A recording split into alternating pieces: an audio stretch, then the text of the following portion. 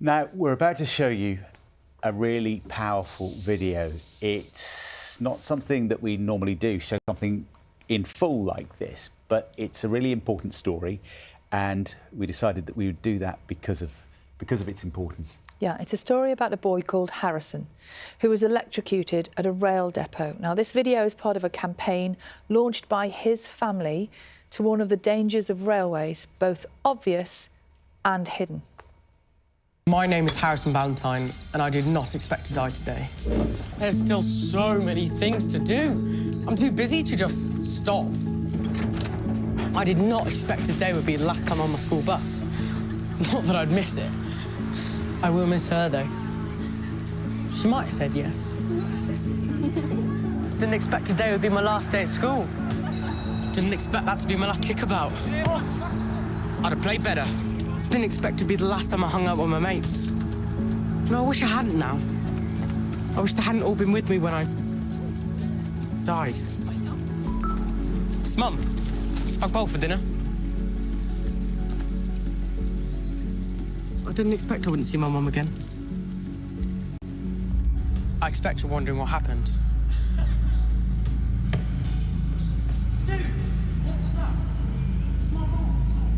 We lost the ball, so I went over the small fence to get it. I climbed up onto a train wagon for a better look to find it. I didn't even notice the power lines, but I didn't touch them. I didn't expect electricity to just jump at me through the air.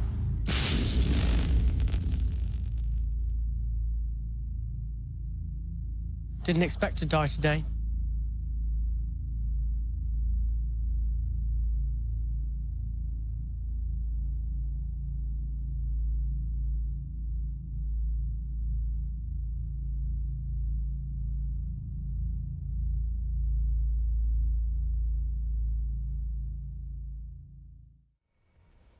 Harrison, played by a young actor in that film. And Harrison's mum, Liz, joins us now on the sofa, along with Louise McNally from Network Rail. Good morning to both of you. Good morning. Should we just talk about the making of the film? Because you've been involved in it all the way. You wanted this to be shown out there. Just explain why it was so important to get that message out. Yeah, so I was involved with Network Rail in getting this kind of created. I just felt like it was so important for families to be talking about railway safety, because I don't believe it's really talked about in households these days much at all. And you know, people talk to their children about online safety and stranger danger, and they teach them to swim, but they don't teach them about this. And these places are death traps, you know, so dangerous. What happened to Harrison? So Harrison had gone to school on the day that the accident happened, and on the school bus on the way home, he'd arranged with his friends to go out on a bit of an adventure. So we live in a village, and there was a bridle path that they went down. They'd gone on their bikes, but Harrison had taken his football with him that day because he'd got a puncture, sadly. And when they got down the bridle path, they stopped off for a snack and a bit of a kickabout with the ball. The ball had gone and got kicked over onto a bridge, which is where the area that they'd stopped at. And on the bridge was what the boys thought was an abandoned train, which would suggest that it wasn't dangerous, you know. Harrison went up, over a wooden fence and up the bank, and there was no barrier at the top at all, so it just took him straight onto track side. He climbed over, he got his ball, and then on the way back, he went to throw the ball to his friends, and the overhead cables arced and electrocuted him and threw him off the top. I'm so sorry. So sorry. Just tell us about that lad, because I've read the notes and he sounds like a lovely boy. Yeah, lovely character. He was loved by everybody. He played football in the local football team. He was funny. He always wanted to make other people smile. He never liked it if somebody was not happy about something. He wanted to pick their mood up. he left an imprint on everybody that knew him.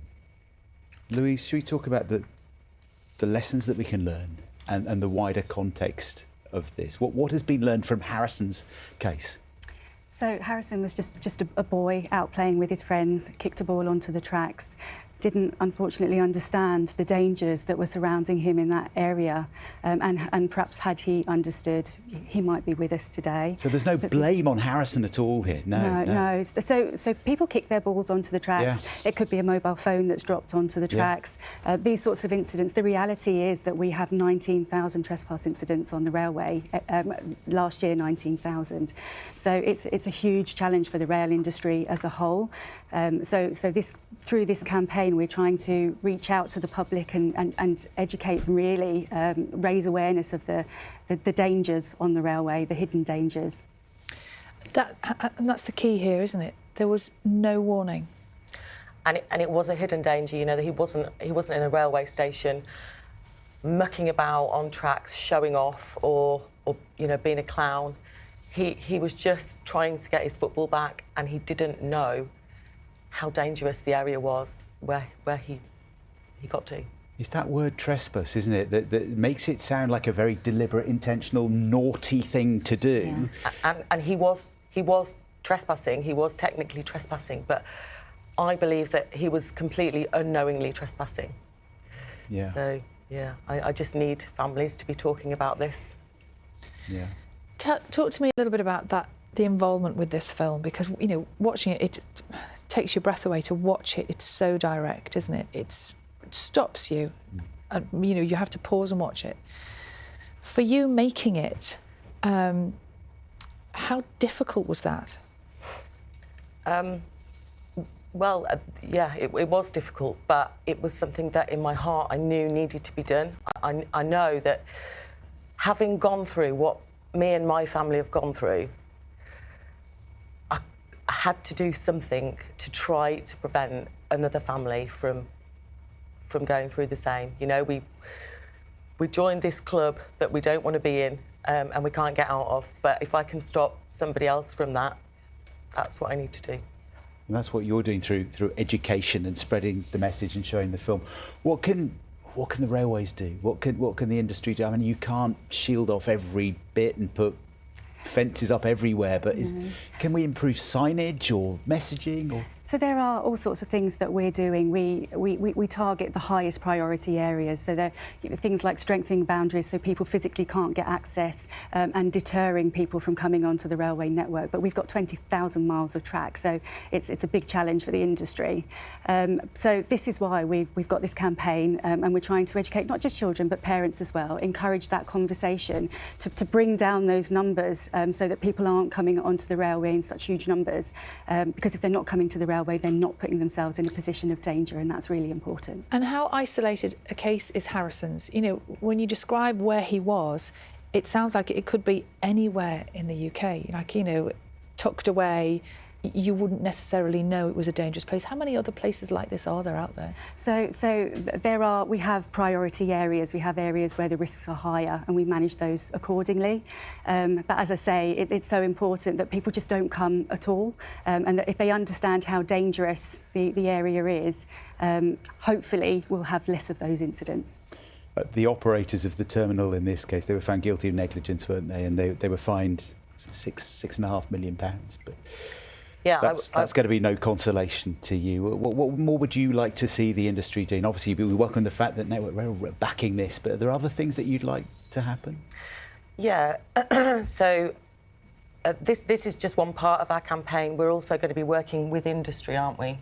And we have a separate presentation that will be shown to people in the industry, to try and get them to understand that trespass is an absolute pain for them. You know, I understand that the people steal stuff from them, people are graffitiing the areas that they're operating in, and just generally causing problems for them. But there are going to be instances where there are areas that are not necessarily safe, and there is always going to be Harrisons that are out there having adventures and you know, doing what we want our kids to be doing. I didn't want him to be sat inside on an Xbox all the time. It was a sunny day. I wanted him to be out, and he was. It's such, your message is so powerful, isn't it? For parents who may have kids similar age, what should we be saying to our children? I would explain to them Harrison's story. You know, that's why we created it. So that Harrison's story is a really good example of, we're not talking about you not being out there and being naughty. We're talking about you being out there and not realising, and this is what happened with him. So there is, Harrison's story is available on the U versus Train website, and that's where we'd like people to go onto that website, watch Harrison's story. There's all sorts of resources on there that they can use, that can sort of stimulate that conversation. So yeah, we're really encouraging people to understand the dangers of the railway through the U versus Train website. Thank you both so much for coming in. Thank you. All the best to you and the family. I'm sorry what you've been through, but thank you for having us. I'm sure you've made a difference by you. talking to millions of people watching this morning. So thank you. Thank you You very much indeed. Now, it's a really interesting point that about children maybe not as used to being out and about and having fun and exploring as they were in the past, and maybe we need to make them more sort of street smart, isn't it? Yeah, and rail smart. Thank you so much for your time.